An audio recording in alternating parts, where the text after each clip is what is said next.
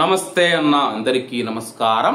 Kuwait దేశవ్యాప్తంగా తనిఖీలు జరుగుతూ ఉన్న విషయం అందరికీ తెలిసిందే. ఇందులో భాగంగా కువైట్ లోని పర్వానియా ప్రాంతంలో పోలీసులు తనిఖీలు నిర్వహించారు. వివరాల్లోకి వెళితే పర్వానియా ప్రాంతంలో భద్రతా తనిఖీలు మరియు ట్రాఫిక్ తనిఖీలు జరిగాయని చెప్పేసి మినిస్ట్రీ ఆఫ్ ఇంటీరియర్ ప్రకటించింది.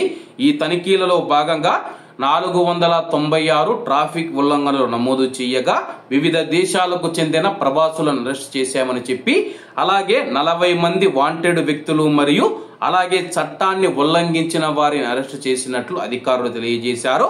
అలాగే 3 మైనర్లు మరియు అధికారిక గుర్తింపు లేని 2 అరెస్ట్ చేశామని చెప్పేసి అధికారులు తెలియజేశారు.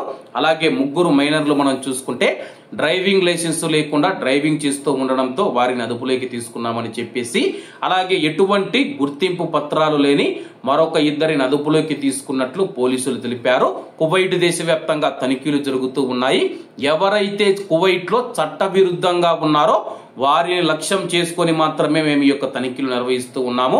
మిగతా ప్రవాసులు ఎవరైతే ఉన్నారో వాళ్ళు కువైట్ లో లక్షణంగా పని చేసుకోవచ్చని చెప్పేసి, కువైట్ లో ఎవరైతే చట్ట విరుద్ధంగా అకామా లేని వారు, డ్రైవింగ్ లైసెన్స్ లేకుండా డ్రైవింగ్ చేసేవారు, అలాగే పరారీ కేసులో ఉన్నవారు, అలాగే కొంతమంది మనం చూసుకుంటే క్రిమినల్ కేసులలో నిందితులుగా ఉంటారు.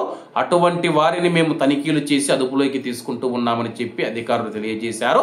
కాబట్టి అందరూ బాగుండాలి, అందులో మనం ఉండాలి. అందరికీ నమస్తే అన్న, జై హింద్.